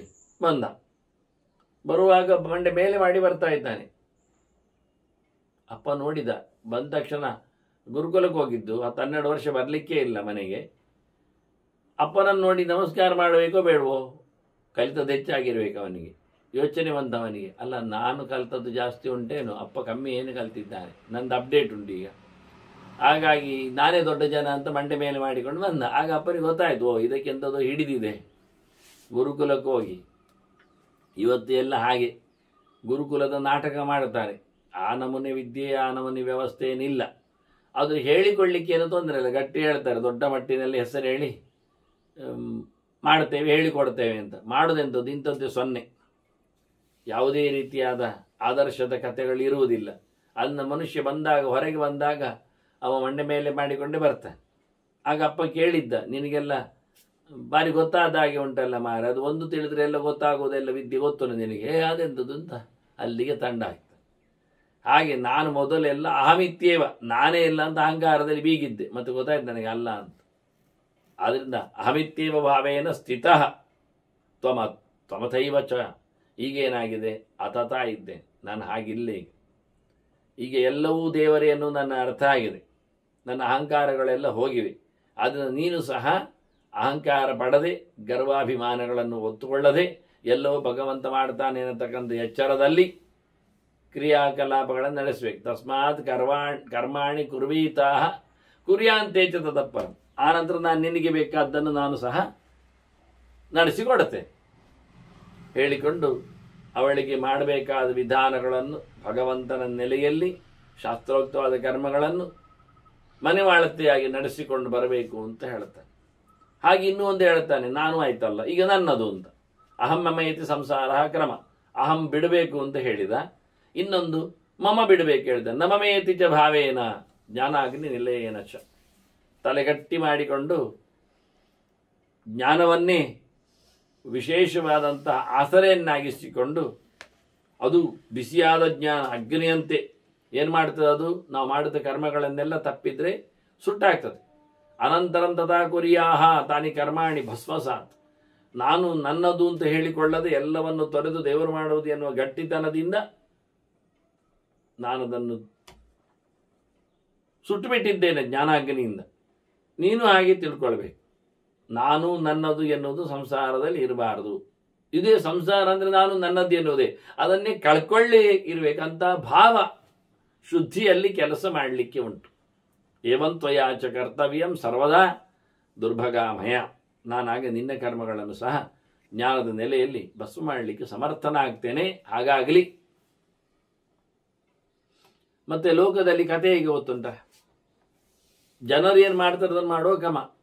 ಹೌದು, ನಾವು ಸಹ ಹಾಗೆ. ಆದರೆ ನಾವು ಯಾವ ಜನರು ಮಾಡಿದ್ದು ಅಂತ ಬೇಕಲ್ಲ. ಎದೆದಾಚರತಿ ಶ್ರೇಷ್ಠ ತತ್ತದೇವೇತರೋ ಜನಃ. ದೊಡ್ಡವರು ಮಾಡಿದಾಗೆ ಮಾಡಬೇಕು ಹೊರತು ಜನ ಮಾಡಿದಾಗೆ ಅಂತಲ್ಲ. ಲೋಕದಲ್ಲಿ ಹೇಗೆ ಉಂಟು ಅಂತಲ್ಲ, ಲೋಕದಲ್ಲಿ ಕಂಡಾಪಟ್ಟೆ ವಿಧಾನಗಳಿರ್ತವೆ. ಅದನ್ನು ಯಾರು ನಿಜವಾದ ಜ್ಞಾನಿ ಶ್ರೇಷ್ಠರು ಅವರನ್ನು ತಿಳ್ಕೊಳ್ಳಿ. ಈಗ ಲೋಕದಲ್ಲಿ ವೈದ್ಯ ಸುಮಾರಿಲ್ವಾ, ಹಾಗಾಗಿ ನಮಗೆ ಯಾರು ಆಗ್ಬೋದು ಅಂತ ನಾವು ಹೋಗುದಲ್ವಾ. ಯಾರಲ್ಲಿ ನಮಗೆ ಪ್ರಾಮಾಣಿಕತೆ ಇದೆ, ಯಾರು ನಮಗೆ ಬೇಕಾದಾಗಿ ಮಾಡ್ಯಾರು, ಯಾರು ನಮ್ಮ ರೋಗವನ್ನು ಸ್ಪೆಷಲ್ ಆಗಿ ತಿಳ್ಕೊಂಡಿದ್ದಾರೆ, ಹಾಗೆ ಅದರಂತೆ ಯಾರು ದೊಡ್ಡವರು ಲೋಕದಲ್ಲಿದ್ದಾರೆ ಅವರ ಹಾಗೆ ನಾವು ನಡೆಸಬೇಕು. ತಸ್ಮಾ ಲೋಕಸ್ಯ ಸಿದ್ಧ್ಯರ್ಥಂ ಕರ್ತವ್ಯಂಚ ಆತ್ಮಸಿದ್ಧೈ. ಆದ್ರಿಂದ ನಾವು ಒಂದು ಉನ್ನತ ಸ್ಥಾನದಲ್ಲಿ ಇದ್ದರೆ ನಾವು ಜನರನ್ನು ಕ್ಯಾಚ್ ಮಾಡಲಿಕ್ಕೆ, ಅವರಿಗೆ ಪಾಠ ಆಗಲಿಕ್ಕೆ ನಾವು ಕರ್ಮಗಳನ್ನು ಮಾಡಬೇಕು. ಆದರೆ ಸಾಮಾನ್ಯರು ಮಾಡಿದಂತೆ ಮಾಡುವುದಲ್ಲ. ಸಕ್ತ ಕರ್ಮಣ್ಯ ವಿದ್ವಾಂಸ ಕೃಷ್ಣ ಹೇಳ್ತಾನೆ, ಕುರಿಯಾದ ವಿದ್ವಾನ್ ತಥಾ ಸಕ್ತಃ ಅಂತ. ಕರ್ಮದ ಮೇಲೆ ಬಿದ್ದುಕೊಂಡವರು ಮಾಡಿಕೊಳ್ಳುವ ಹಾಗೆ ನಾವು ಮಾಡಿಕೊಳ್ಳುತ್ತಾ ಬರಬೇಕಾದ್ರೆ ಬಿದ್ದುಕೊಂಡಿರುವ, ಆಸಕ್ತಿ ವಹಿಸದೆ, ರಾಗದ್ವೇಷ ಇಲ್ಲದೆ ನಿರ್ದ್ವಂದ್ವನಾಗಿ ಕರ್ಮಗಳನ್ನು ನಡೆಸಲಿಕ್ಕೆ ಉಂಟು. ಫಲದಾಸೆ ಬಿಟ್ಟು ಭಗವಂತ ಮಾಡ್ತಾನೆ ಅಂತ ತಿಳಿದು ದೇವರಿಗೆ ಸಮರ್ಪಿತ ಅಂತ ಹೇಳಿಕೊಳ್ಳುವ ಉದಾತ್ತವಾದ ಭಾವನೆಯಿಂದ ಕರ್ಮಗಳನ್ನು ನಡೆಸಬೇಕು. ಆದ್ರಿಂದ ಲೋಕದ ತಿದ್ದುವಿಕೆಗಾಗಿ ನಾವು ಕರ್ಮಗಳನ್ನು ಮಾಡಬೇಕು. ಆದರೆ ನಾವು ಲೋಕದಲ್ಲಿ ಇದ್ದವರಾಗಿ ಅಂಟಿಕೊಂಡವರಂತೆ ಕೆಲಸ ಮಾಡಲಿಕ್ಕಿಲ್ಲ. ಯಾಕೆ ಇದ್ರೆ ನಾವು ಬೆಳೆಯುವುದು ಬೇಡವಾ, ನಮ್ಮತನ ಇಲ್ವಾ, ಭಗವಂತ ಸಿದ್ಧಿಸುವುದು ಬೇಡ ನಮಗೆ. ಹಾಗಾಗಿ ನಾವು ಶುದ್ಧವಾಗಿ ಕರ್ಮ ಮಾಡಲಿ. ಹೀಗೆ ಯಜ್ಞಯಾಗಾದಿಗಳನ್ನು ನಡೆಸಿಕೊಟ್ಟವ ಮಕ್ಕಳನ್ನೆಲ್ಲ ಪಡೆದು ಸಂಸಾರದಲ್ಲಿ ದೊಡ್ಡ ಮಟ್ಟಿನ ಬೆಳವಣಿಗೆಯನ್ನು ಬೆಳೆದನೆ ಎನ್ನುವ ಹೆಸರುವನ್ನು ಪಡೆದಿದ್ದವ ಒಂದು ದೃಷ್ಟಿಯಿಂದ. ಆತ್ಮಯೋಗ ಬರಹ ನಿತ್ಯಂ ನಿರ್ದ್ವಂದ್ವ ನಿಷ್ಪರಿಗ್ರಹ ಭಾರ್ಯಾಂತು ಸದೃಶೀಂ ಪ್ರಾಪ್ಯ ಬುದ್ಧಿಂ ಕ್ಷೇತ್ರಜ್ಞೆಯೋರಿವ. ಮನುಷ್ಯನಿಗೆ ಹೆಣ್ಣು ಅಂದರೆ, ಹೆಂಡತಿ ಅಂದರೆ ಅದು ಬುದ್ಧಿ ಇದ್ದಾಗೆ. ಬುದ್ಧಿ ಅಂತ ಪ್ರಮದಾಂ ವಿದ್ಯಾದಂತ. ಹಾಗಾಗಿ ಅವನು ಬುದ್ಧಿಯನ್ನು ಯಾವ ನೆಲೆಯಲ್ಲಿ ಭಗವಂತನಿಗೆ ಸಾಗಿಸುತ್ತಾ ತನ್ನತನವನ್ನು ಕಳೆದುಕೊಳ್ಳುತ್ತಾ ಯಾವ ರೀತಿಯಲ್ಲಿ ಮೆರೆಯುತ್ತಾನೋ ಹಾಗೆ ಈ ಹೆಂಡತಿಯನ್ನು ಸಹ, ಸುವರ್ಚಲೆಯನ್ನು ಸಹ ಅವನು ಪಡೆದು ಬುದ್ಧಿಯಂತೆಯೇ ಉಪಯೋಗಿಸಿಕೊಂಡ. ಅತ್ತ ಕ್ಷೇತ್ರ ಯಾವುದು? ಅದು ಶರೀರ. ಅದನ್ನು ತಿಳಿದವನು ಯಾರು? ಭಗವಂತ. ಹೀಗೆ ಜಡ ಮತ್ತು ಭಗವಂತ ದೂರದಲ್ಲಿ ಹೇಗಿದ್ದಾನೋ ಆ ಶರೀರ ಯಾರಿಗಿರುವುದು? ಜೀವನಿಗೆ. ಅವನಿಗೆ ಅದರ ಜ್ಞಾನ ಇಲ್ಲ. ಆದರೆ ಆ ಜೀವನಿಗೆ ಭಗವಂತನ ಎಚ್ಚರ ಮೂಡಲಿಕ್ಕೆ ಬೇಕು. ಹಾಗೆ ದೇಹವನ್ನು ಕೊಟ್ಟವರು ಭಗವಂತ ಎನ್ನುವ ಎಚ್ಚರತನದಲ್ಲಿ ಜೀವ ಮಧ್ಯದಲ್ಲಿ ಚಿಂತನೆ ಮಾಡಿಕೊಳ್ಳುವ ಹಾಗೆ ಒಳ್ಳೆಯ ನೆಲೆಯಲ್ಲಿ ಅವನಿಬ್ಬರ ದೇಹ ಬೇರೆ, ಕ್ಷೇತ್ರ ಬೇರೆ, ತಜ್ಞ ಬೇರೆ. ಇಬ್ಬರು ಕ್ಷೇತ್ರಜ್ಞರು ಅಲ್ಲ. ಪರಿಪೂರ್ಣವಾಗಿ ಜೀವ ಕ್ಷೇತ್ರಸ್ಥ, ಪೂರ ತಿಳಿದಿಲ್ಲವ. ಭಗವಂತ ಪೂರ ತಿಳ್ಕೊಂಡಿದ್ದಾನೆ. ಎತ್ಕಿಂಜಿ ಚೂರು ತಿಳ್ಕೊಂಡಾದ್ರೆ ಅವನ ಕ್ಷೇತ್ರದಲ್ಲಿ ಅವನದ್ದು ಮಾತ್ರ. ಹಾಗಾಗಿ ಬಹಳ ಚಂದವಾಗಿ ಭಗವಂತನ ಸೇವೆ ಮಾಡಿಕೊಳ್ಳುವ ಮೂಲಕ ಈತ ನಿರ್ದ್ವಂದ್ವನಾಗಿ ಪರಮಾತ್ಮ ಯೋಗಪರನಾಗಿ ಭಗವಂತನ ಸಂಬಂಧವನ್ನೇ ಮುಖ್ಯ ಅಂತಿಟ್ಟುಕೊಂಡು, ನಮಗೆ ಆತ್ಮಯೋಗ ಉಂಟು. ಹೆಚ್ಚಿನವರಿಗೆ ಆತ್ಮ ಅಂದರೆ ಅವರದ್ದು ದೇಹ, ಅದರ ಯೋಗ, ಅದನ್ನೇ ಬೆಳೆಸ್ತಾರೆ. ಇನ್ನು ಸ್ವಲ್ಪ ಮುಂದೋದ್ರೆ ಕೆಲವರಿಗೆ ಆತ್ಮ ಅಂದರೆ ಮನಸ್ಸು, ಅದರ ಮನಸ್ಸನ್ನು ಚೆನ್ನಾಗಿ ಇಟ್ಕೊಳ್ತಾರೆ. ಇನ್ನು ಕೆಲವರಿಗೆ ಆತ್ಮ ಅಂದರೆ ಜೀವ, ಜೀವನಿಗೆ ಇನ್ನೊಂದು ಜೀವದ ಯೋಗ ಅಲ್ಲ, ಜೀವನಿಗೆ ಮಗದೊಬ್ಬ ಜೀವನ ಪರಿಚಯ ಸಂಬಂಧ. ಹಾಗಾಗಿ ಲೋಕತಂತ್ರನಾಗ್ತಾನವ. ಹೀಗೆ ಒಬ್ಬ ಆತ್ಮಯೋಗನಾಗಿ ತನ್ನ ದೇಹವನ್ನು ಬೆಳೆಸಿದ, ಅವನಿಗದು ಆತ್ಮ. ಒಂದು ಆತ್ಮಕ್ಕೆ ಅವನ ಮನಸ್ಸು ಅದು ಬಾಕ್ಯವಾದದ್ದು, ಅದು ಆತ್ಮ ಆಗ್ತದೆ. ಒಬ್ಬ ಆತ್ಮನಿಗೆ ಇನ್ನೊಂದು ಆತ್ಮ, ಅದು ಆತ್ಮ ಆಗ್ತದೆ, ಪರಾತ್ಮ ಯೋಗ. ಮತ್ತು ಆತ್ಮನಿಗೆ ದೇವರು, ಅದು ದೊಡ್ಡ ಯೋಗ. ಈಗ 4 ಮುಖದಿಂದ ಆತ್ಮಯೋಗ ಆಗ್ತದೆ. ಎಲ್ಲರೂ ಆತ್ಮಯೋಗ ಪರರೇ. ಆತ್ಮೀಯರನ್ನು ಆತ್ಮರು ತಿಳ್ಕೊಂಡು ಯೋಗ ಪರರಾಗ್ತಾರೆ. ಅದರ ಬದಲಿಗೆ ಪರಮಾತ್ಮನನ್ನೇ ಆತ್ಮೀಯನನ್ನಾಗಿಸಿಕೊಂಡು ಲೋಕದಲ್ಲಿ ಜಯಾಪಜಯಗಳಿಗೆ, ಸೋಲು ಗೆಲುವುಗಳಿಗೆ, ಸುಖ ದುಃಖಗಳಿಗೆ, ಇವಕ್ಕೆಲ್ಲ ದೂರ ನಿಂತು ಅವ ನಿರ್ದ್ವಂದ್ವ ನಿಷ್ಪರಿಗ್ರಹ, ಯಾರಲ್ಲಿ ಏನನ್ನು ಪಡೆದುಕೊಳ್ಳದೆ ಉತ್ತಮವಾದ ಬುದ್ಧಿಯಂತೆ ಉತ್ತಮವಾದ ಹೆಂಡತಿಯ ಜೊತೆಯಲ್ಲಿ ಬಹಳ ದೊಡ್ಡ ಮಟ್ಟಿನ ಸಾಧನೆಯನ್ನು ಮಾಡಿ ಈ ಲೋಕವನ್ನು ಗೆದ್ದ, ಪರಲೋಕವನ್ನು ಪಡೆದ. ಲೋಕವನ್ಯಂ ಅನುಪ್ರಾಪ್ತವು ಭದ್ರ, ಇಬ್ಬರು ಭಾರ್ಯ ಭರ್ತ ತಥೈವಚ ಸಾಕ್ಷಿಭೂತವು ಜಗತ್ಯಸ್ಮಿನ್ ಚರ್ಮಾಣೋ ಮುದಾನ್ವಿತು. ಈ ಪರಲೋಕವನ್ನು ಗೆದ್ದುಕೊಂಡಂತಹ ಒಂದು ದೊಡ್ಡ ಸಾಧನೆ ಅವರದ್ದು ಬದುಕಿದ್ದಾಗಲೇ. ಪರಲೋಕ ಅಂದರೆ ವಿಶೇಷವಾಗಿ ಭಗವಂತನ ಲೋಕ, ವೈಕುಂಠಾದಿಗಳು. ಅದನ್ನ ಮುಕ್ತತನವನ್ನು ಪಡೆದರವರು ಇಲ್ಲಿದ್ದುಕೊಂಡೇ ಅಂತಹ ವೈಭವವನ್ನು ನಡೆಸಿಕೊಟ್ಟಿದ್ದಾರೆ. ಸಂಸಾರದಿಂದ ಅತೀತರಾಗಿದ್ದಾರೆ. ಇಬ್ಬರು ಗಂಡ ಹೆಂಡತಿಯರು ಲೋಕಕ್ಕೆ ಸಾಕ್ಷಿಗಳು, ಅವರು ಲೋಕಕ್ಕೆ ಮಾಡೆಲ್ಸ್ಗಳು.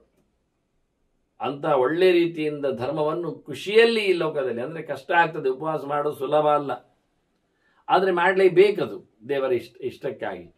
ಹಾಗೆ ಬಹಳ ಸಂತೋಷದಿಂದ ದೇವರ ಚರ್ಯಗಳನ್ನು ಮಾಡುತ್ತಾ ಅವರು ಮೆರೆದರು.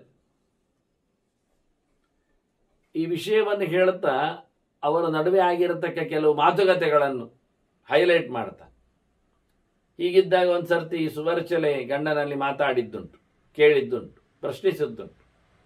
ನೋಡಿ, ಹೆಂಡತಿ ಗಂಡನಲ್ಲಿ ಪ್ರಶ್ನಿಸಲೇಬಾರದು ಅಂತ ಎಲ್ಲ ಅಲ್ಲ, ಹೇಳಿಕೊಂಡು ಒಂದು ಸರ್ತಿ ತನ್ನ ಮಗಳಿಗೆ ಈ ಒಂದು ಇದೆ ಟ್ರೆಡಿಷನಲ್ ಇದ್ದವರು, ಅವ್ರು ಮದುವೆ ಆಗಿಸುವ ಅಂತ ಹೇಳಿ ಮಗಳ ಹತ್ರ ಮೆಲ್ಲ ಕೇಳಿದರು, ನಿನಗೆ ಯಾರಾದರೂ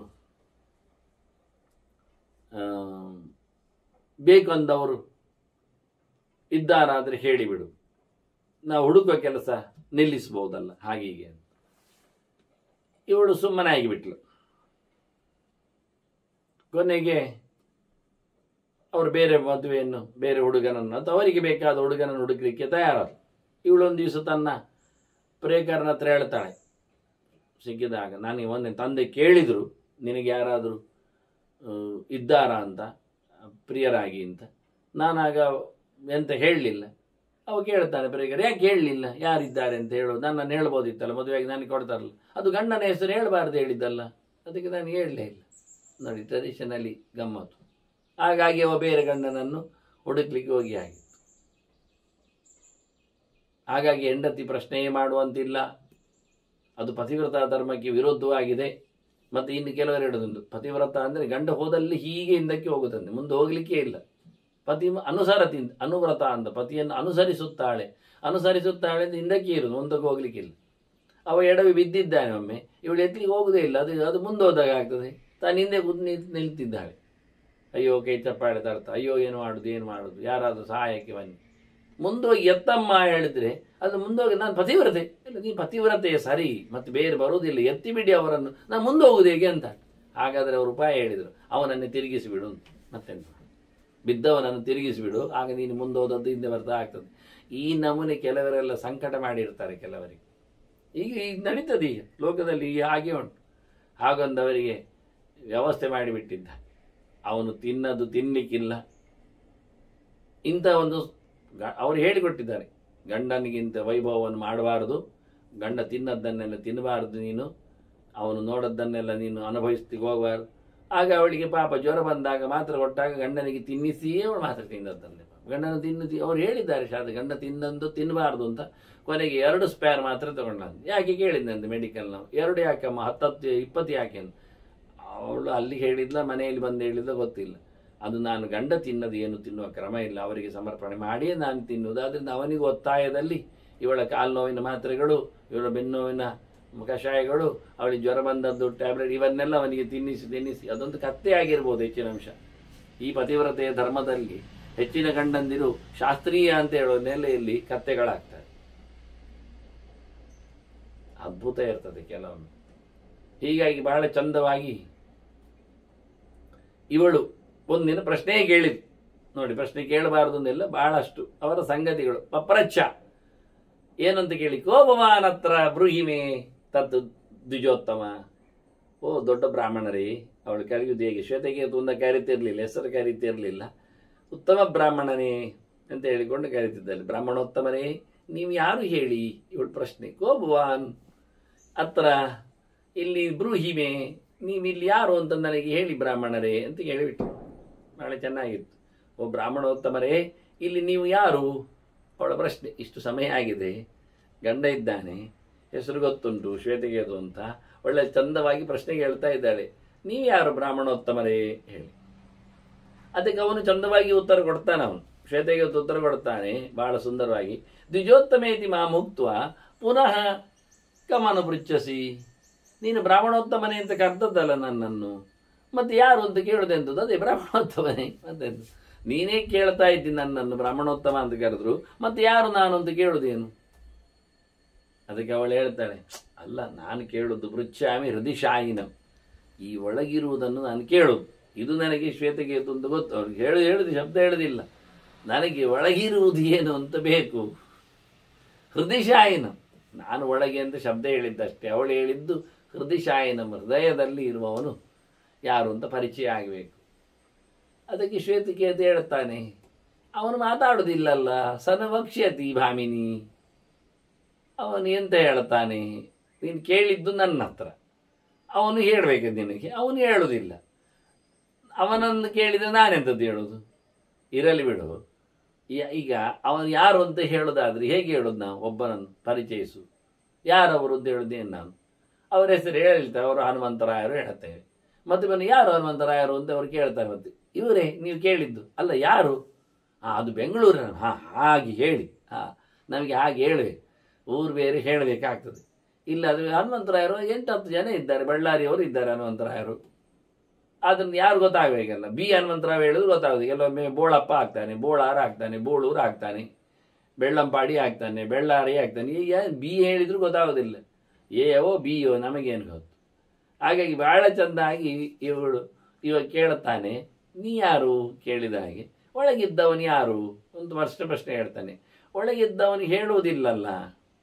ಮತ್ತೆ ನೋಡು, ಹೇಳಬೇಕಾದ್ರೆ ತಿಳಿಸಬೇಕಾದ್ರೆ ಅವರ ನಾಮಗೋತ್ರ ಹೇಳಬೇಕು. ಹಿಂದೆಲ್ಲ ಗೋತ್ರ ಹೇಳುವ ಕ್ರಮ.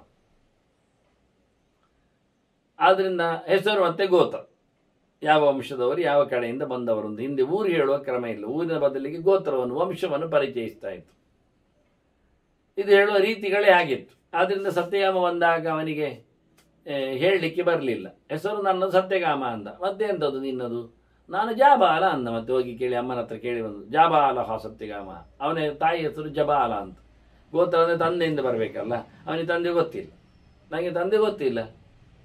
ಅವಳಿಗೆ ಅಲ್ಲಿಯ ಯಾರ ಹತ್ರ ಯಾವುದೋ ನನ್ನನ್ನು ಹಾಡಿದದ್ದಾದ್ರೆ ನನಗೇನು ಗೊತ್ತಾಗ. ಅವಳು ಹಾಗೆ ಹೇಳಿ ಕಳಿಸಿದ್ದಾಳೆ, ನನಗೆ ಗೊತ್ತಿಲ್ಲ ಹೇಳಿದ್ದಾಳೆ. ಸರಿ, ಆಗ ಸತ್ಯ ಹೇಳುವ ಯಾವಾಗಲೂ ಬ್ರಾಹ್ಮಣನೇ, ನಿನಗೆ ಪಾಠ ಹೇಳ್ತೇನೆ ಅಂತ ಮತ್ತೆ ಪಾಠ ಶುರು ಮಾಡ್ತಾರೆ. ಅದಿರಲಿ ಕತೆ. ಅಂದರೆ ಹಾಗೆ ಕ್ರಮ ಹೇಳಬೇಕಾದ್ದು. ಅದರಿಂದ ಶ್ವೇತ ಇದ್ರು ಔದಾಲಕಿಹಿ ಅಂತೇಳಿ ಹೇಳಿಕೊಳ್ತಾರೆ, ಅವನು ಎಲ್ಲಿಂದ ಬಂದದ್ದು ಅಂತ ಗೊತ್ತಾಗಲಿ. ಇಲ್ಲಿ ಹೇಳಿದೆ ಅಂತ ನಾಮಗೋತ್ರ ಹೇಳಲಿಕ್ಕೆ ಬಾರದೇ ಇರುವಾಗ ನಾನು ಹೇಗೆ ಹೇಳುವುದು, ನೀನು ತಿಳಿಸಿಕೊಡೋದು ಹೇಗೆ? ನಾಮಗೋತ್ರ ಸಮಾಯುಕ್ತ ಆತ್ಮಾನಂ ಯದಿ ಮನ್ಯಸ್ಸಿ. ನಿನಗೀಗ ನಾಮ ಯಾವುದು ಗೋತ್ರ ಯಾವುದು ಯಾರಿಗೇನು ಅಂತ ಬೇಕು ಅಂತಾದರೆ, ನೀನು ಅದನ್ನು ಇಷ್ಟಪಡ್ತಿ ಅಂತಾದರೆ, ಒಳಗಿರುವವನು ಜೀವ ಅಥವಾ ದೇವ ಯಾರೇ ಆಗಲಿ, ಒಳಗಿರುವಂಥದ್ದು ಆತ್ಮ ಅಂತರ್ಯಾಮಿ ಒಳಗಿರುವಂಥದ್ದು. ಆ ಒಳಗಿರುವಂಥದ್ದಕ್ಕೆ ಹೆಸರುಂಟಾ? ಅದಕ್ಕೆ ಏನಾದರೂ ವಿಶೇಷ ಉಂಟಾ? ಅದು ಸುಳ್ಳೆ, ತನ್ನ ಮಿಥ್ಯ.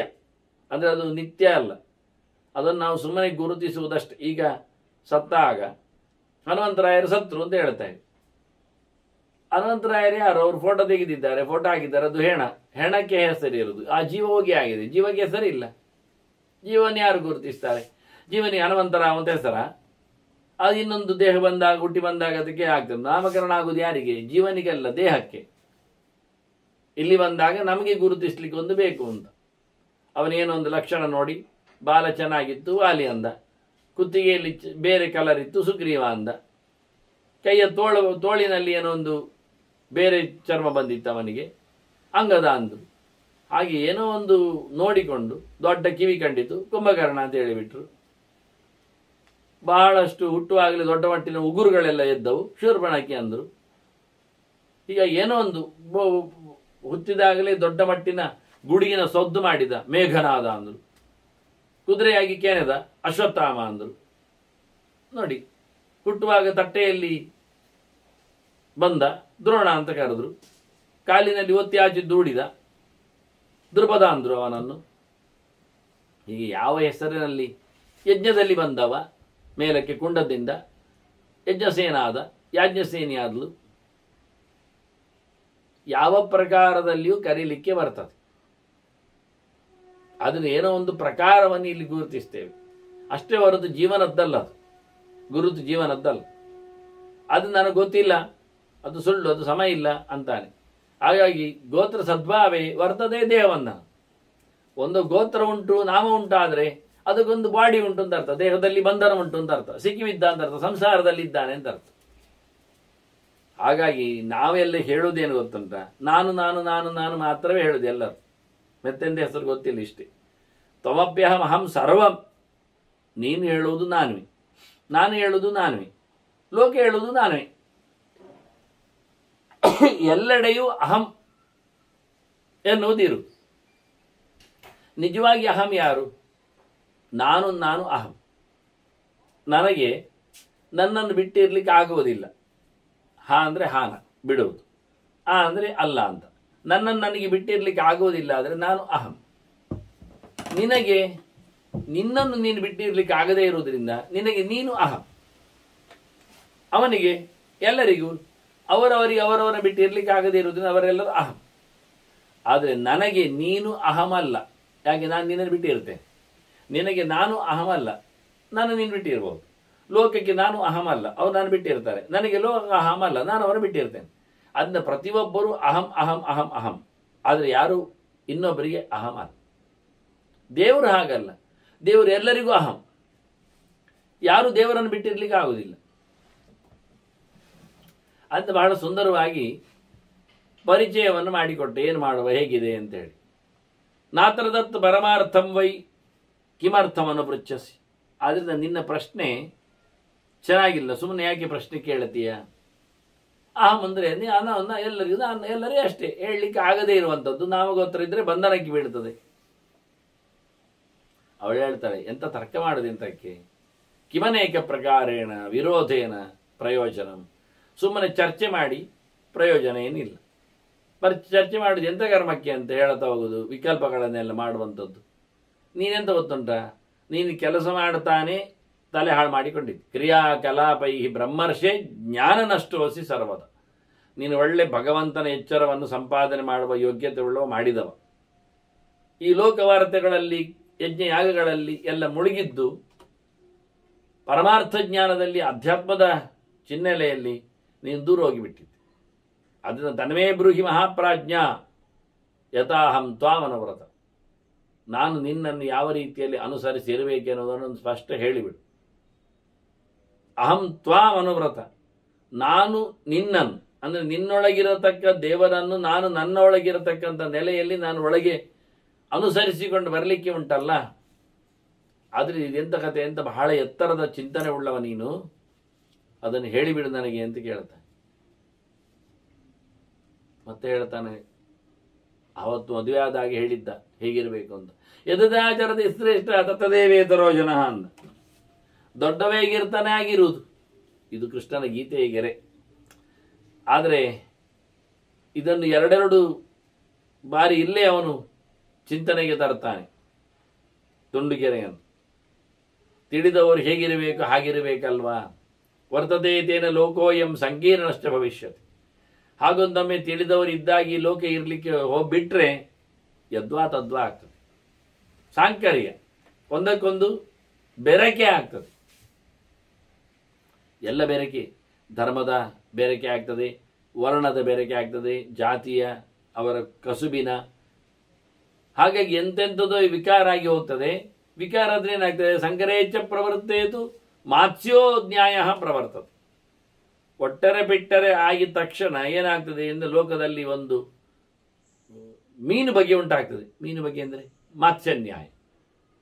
ಮೀನಿನ ನ್ಯಾಯ ಉಂಟಾಗ್ತದೆ. ಮೀನಿನ ನ್ಯಾಯ ಏನು ಕೇಳಿದರೆ, ಜಲಾಶಯದಲ್ಲಿ ಮೀನುಗಳು ಸುಮಾರು ಇರ್ತವೆ, ಬಂದು ಸೇರುವವುಗಳು ಇರ್ತವೆ, ಮಳೆಯಲ್ಲಿ ಒಟ್ಟಾಗುವವುಗಳು ಇರ್ತವೆ.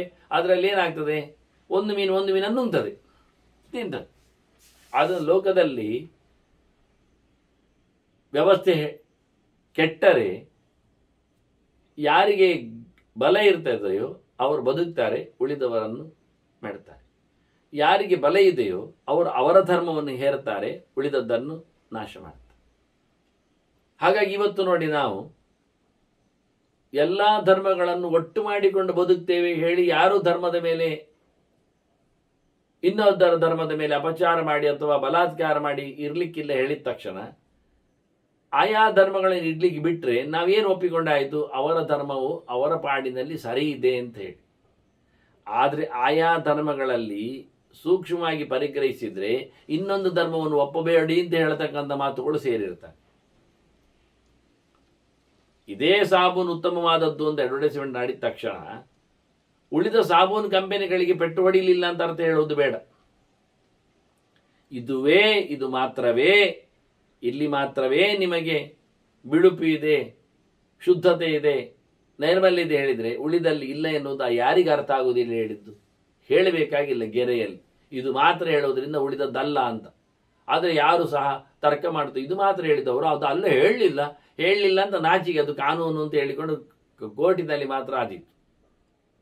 ಹೇಳಿಕೊಳ್ಳೋ ನೀನು ಮಾತ್ರ ಬರಲಿಕ್ಕೆ ಮನೆಗೆ ಅಂದಾಗ ಉಳಿದವರು ಯಾರು ಬರಲಿಕ್ಕಿಲ್ಲ ಅಂತ ಹಿಂದೆ ಹೋಗುದು ಅನ್ನೋದು ಅರ್ಥ ಸರಿಯೇ. ಮೊನ್ನೆ ತಾನೇ ಸೆಲೆಕ್ಷನ್ ಆಯ್ತಲ್ಲ ಕ್ಯಾಂಪಸ್ಸಿಗೆ ಹೋಗುವಾಗ, ಈ ಇದರಲ್ಲಿ NCC ಗೈಡ್ಸ್ಗಳಲ್ಲಿ ಎಲ್ಲ. ಆಗ ಸೆಲೆಕ್ಷನ್ ಆಗ್ತಾ ಬಂದಾಗ ಅವ್ರು ಬರ್ಲಿಕ್ಕೆ ಹೇಳಿರ್ತಾರೆ, ತಯಾರಾಗಿ ಬರಲಿಕ್ಕೆ. ಲಾಸ್ಟ್ ಮೂಮೆಂಟಲ್ಲಿ ಏನೋ ಒಂದು 4-6 ವಿದ್ಯಾರ್ಥಿಗಳನ್ನು ಅವರು ಪ್ರೈಮ್ ಮಿನಿಸ್ಟರ್ ಅಲ್ಲಿಗೆಲ್ಲ ಹೋಗ್ಲಿಕ್ಕೆ, ಸೆಂಟ್ರಲ್ಲಿಗೆ ಹೋಗ್ಲಿಕ್ಕೆ ಕರ್ಕೊಂಡು ಹೋಗ್ತಾರೆ. ಆದರೆ ಬರುವಾಗ ಎಲ್ಲರೂ ತಯಾರ 8-10 ಜನರ ಸೆಲೆಕ್ಷನ್ಗೆ ಬರುವ ಮುಂಚೆ ಅವರು ಎಷ್ಟು 10-30 ಜನ ಇರ್ತಾರೆ ಲಾಸ್ಟ್ ಸೆಲೆಕ್ಷನ್ ಮುಂಚೆ, ಅವರು ತಯಾರಾಗಿ ಬರೋದು ಬಂದೇ ಬರ್ತಾರೆ. ಈಗ ಹಗ್ಗ ತರುವುದಾಗ್ಲಿ, ಬ್ಯಾಗ್ ತರುವುದಾಗ್ಲಿ, ಬುರ್ಸ್ ಹಾಕೊಳ್ಳೋದಾಗ್ಲಿ, ಏನೆಲ್ಲ ಮಾಡ್ಲಿಕ್ಕೆ ಎಲ್ಲ 10 ದಿನ ಕ್ಯಾಂಪಿಗೆ ಇರ್ಲಿಕ್ಕೆ ಬೇಕಾದ್ದೆಲ್ಲ ತರ್ತಾರೆ. ಮತ್ತೆ ಅಲ್ಲಿಂದಲೇ ರೈಲ್ವೆ ಸ್ಟೇಷನ್ನಿಂದಲೇ ಇಲ್ಲ ಆದಾಗ ವಾಪಸ್ ಹೋಗ್ತಾರೆ.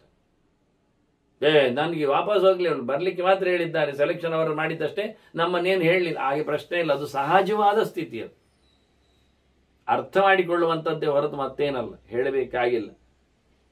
ಅದರಿಂದ ಗಲಾಟೆ ಆಗಲಿಲ್ಲ ಅನ್ನೋ ಪ್ರಶ್ನೆ ಇಲ್ಲ. ಗಲಾಟೆ, ಈ ಧರ್ಮದವರು ಆ ಧರ್ಮದವರನ್ನು ಒಪ್ಪಲಿಕ್ಕಿಲ್ಲ, ಆ ಧರ್ಮದವರು ಅಲ್ಲ ಅಂತಾದರೆ ಅವರನ್ನು ಕಡಿಯುವುದೇ ಹೇಳಿ ಇವರು ಹಾಕಿಕೊಂಡಿದ್ದಾರೆ.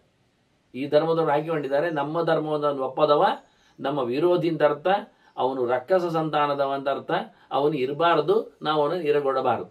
ಹಾಗೊಂದೊಮ್ಮೆ ಮಾಡಿದರೆ ನಮಗೆ ಪುಣ್ಯ ಪ್ರಾಪ್ತಿ ಇದೆ, ಸ್ವರ್ಗ ಸಿಗ್ಲಿಕ್ಕಿದೆ, ಒಳ್ಳೆದಾಗ್ಲಿಕ್ಕಿದೆ, ನಾವು ಬೇರಲಿಕ್ಕಿದ್ದೇವೆ ಹೇಳಿಕೊಂಡು ಅರ್ಥ ಮಾಡಿ ಇಟ್ಟಿದ್ದಾರೆ. ಆದ್ರಿಂದ ಅವರಿಗೆ ಕಡಿಯುವ ಕತ್ತಿಯನ್ನು ಕೈಯಲ್ಲಿ ಕೊಟ್ಟಾಗೆ ಧರ್ಮವನ್ನು ಬೋಧನೆ ಮಾಡಿದಾಗ, ಆ ಧರ್ಮದ ದೀಕ್ಷೆ ಕೊಡುವಾಗಲೇ ಅವರು ಅದಕ್ಕೆ ಸಿದ್ಧರು ಅಂತ ಅರ್ಥ. ಯಾಕೆ? ಪ್ರತಿಯೊಂದು ಅಂಗವನ್ನು ಇಟ್ಟುಕೊಂಡಾಗಿ ಬೆಳಿಗ್ಗೆ ಏಳಬೇಕು, ಬೊಬ್ಬೆ ಹೊಡಿಬೇಕು, ಕೈಕಾಲು ಮುಗಿಬೇಕು, ಮಾಡದವರನ್ನು ತಲೆ ಕಡಿಬೇಕು, ಇದರಿಂದ ನಿನಗೆ ಪುಣ್ಯವೃದ್ಧಿ ಉಂಟು ಹೇಳಿಕೊಂಡ್ರೆ ನಾವು ಸಿಕ್ಕಿ ಬೀಳುತ್ತೇವೆ.